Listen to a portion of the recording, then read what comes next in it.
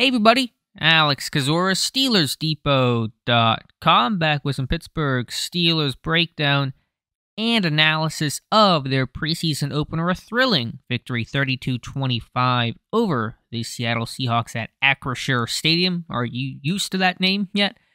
Saturday night in Pittsburgh. Let's talk about what happened in the opener. And these, as always, post-game are just some general, immediate reactions. We'll go into the tape and break this thing down 10 different ways over the next several days. Starting with the quarterbacks, I thought all three were impressive. I think it's pretty hard to argue otherwise. You could certainly say that Trubisky and Kenny Pickett were better than Mason Rudolph overall, but I thought Rudolph made some really high-level plays. Of course, the 26-yard touchdown to George Pickens just right in the bucket. Pittsburgh in a 2nd and 20 situation there after the strip sack fumble that was allowed by Dan Moore on Rudolph. So I thought Rudolph bouncing back and getting into the end zone out of that touchdown drive was really impressive. And Rudolph, to me, has the best deep ball, both in touch and probably his arm strength overall, his overall accuracy. So I thought that was on display on that throw to George Pickens. But Trubisky, marching down the field, that opening drive touchdown, the mobility, haven't seen that in Pittsburgh in quite some time. Obviously, the accuracy on the move and just overall really controlled, and that was impressive. Kenny Pickett, of course, is going to be the big story here. He was great in the second half of this one. He played the entire second half for Pittsburgh. It didn't have to be flashy. He didn't have to be perfect. I thought even before the final drive, he had a really solid outing in terms of being rhythmic and getting the ball out on time and taking care of the football, kind of just running the show with confidence and poise. And so that, at that point, was good enough for me. And then, of course, he throws the game-winning touchdown to Tyler Vaughns with 3 seconds left. And so that was another really good throw. Field side, far hash, out route, on time. It was, I think, a 3-step drop. Ball comes out, allows Vaughns to turn upfield, make a nice play, and get into the end zone. So Kenny Pickett showing the scramble ability as well, making plays with his legs. I thought overall, just that Matt Canada offense with those boots, you hit the, split flow, wide tight end, whether that's a Jay Sternberger or Connor Hayward or someone like that for some easy completions. That'll be a staple of this offense. So overall, the quarterbacks, to me, ran the show exceptionally well. Running back, a good group as well. Anthony McFarland continues his strong summer, and to me, it's going to be the number 3 running back on this team. Maybe number 2 in the sense of being that true running back behind Najee Harris, but fighting for that 3rd spot because I think Benny Snell will make it, and of course, Najee Harris will be this team's starter and its bell cow and workhorse. Jaylen Warren certainly ran hard, has that stocky bowling ball build. We talked about him a lot during training camp. You saw that on display Saturday night. Did have that fumble, though, and Mike Tomlin very much focused on the fumble. You better take care of the football. Warren's had some ball security issues in training camp, so I know the broken tackles and those kind of powerful runs are impressive, but ball security, the number one thing a running back needs to do, and Warren will have to clean that up going forward. Master Teague showing that size and strength and power to close out the game. Receivers overall did well, whether you're talking George Pickens, who, again, the plays that you saw him make today in those jump ball contest situations, what he's done almost daily at this point at Steelers training camp. Still probably has to work on releases and overall route running, but you put him in a 50-50 situation, he's going to make that more like 80-20 him, and the body control and tracking really at a high level for a guy that's 21, a rookie, and barely played last year. Other receivers look good, though. Gunnar Olszewski made some plays. He's been a very steady, consistent, underneath type of force.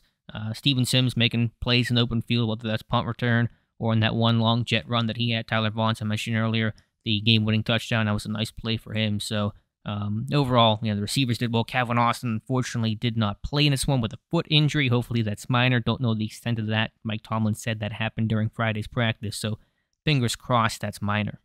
Tight ends, overall, bit of a mixed bag. I thought Connor Hayward made some plays, had one really nice combat catch on an over route, and so he's a guy that has good hands and a good radius for his size. Made a couple of special teams tackles as well, and that's, of course, going to be big for him and big for Danny Smith, but had a false start in the blocking. I'll have to check, but probably not the best there, which is to be expected for an undersized guy at the position that Pittsburgh has him at right now. Overall, beyond that, probably not a ton to note, but Hayward, the most notable name to talk about tonight.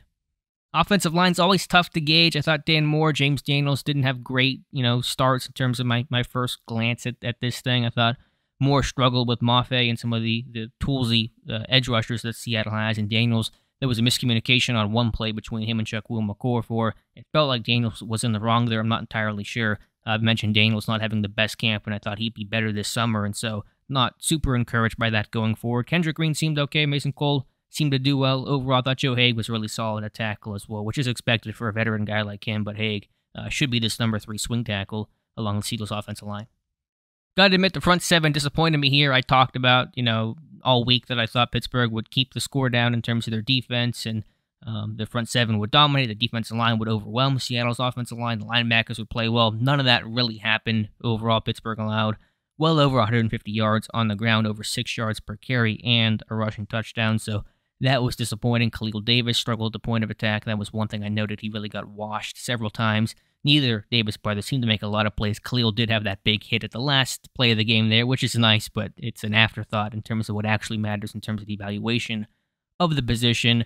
Inside linebackers could have been better. Buddy Johnson, Mark Robinson, he struggled in coverage, struggled with run fits. I just thought overall defense didn't get off of blocks, didn't chase the football hard. Too many piles falling forward because there was only one tackler on the ball carrier, not multiple guys that prevented the pile from going forward. So run defense, I should say, definitely an issue tonight. Cornerback play, probably not as much for me to know. James Pierre making some plays. Arthur Millette, I thought, had a good game overall. I like the overall physicality of that group. Unfortunately, it did lead to some injuries. Akella Witherspoon, DeMonte Casey. In this one, Carl Joseph appears to have suffered a pretty serious ankle injury. He was in an air cast and got carted off the field. So that might have happened on the opening kickoff. I'm not entirely sure. So that's really unfortunate for him because he was having a strong summer, certainly pushing hard for a roster spot. So he's pretty likely to end up on IR. So we'll see what happens going forward for that. That'll open the door for a guy like Miles Killebrew to remain on this roster. Trey Norwood did well in some goal line, lower red zone type stuff, and so that was encouraging. He should be this team's dime backer, the 60, be on the field come week 1 against the Bengals.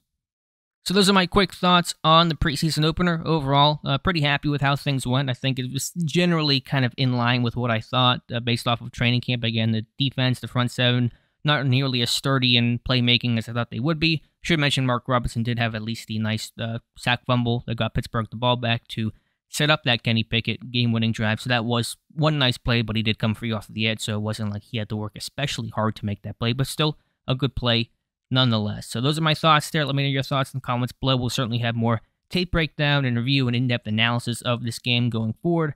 The rest of the week, camp is on Monday, so we'll be back out there at St. Vincent College to see how things look after this team's first game. So appreciate you guys watching. Please like this video and subscribe to the channel if you want to see more, and we'll talk to you soon.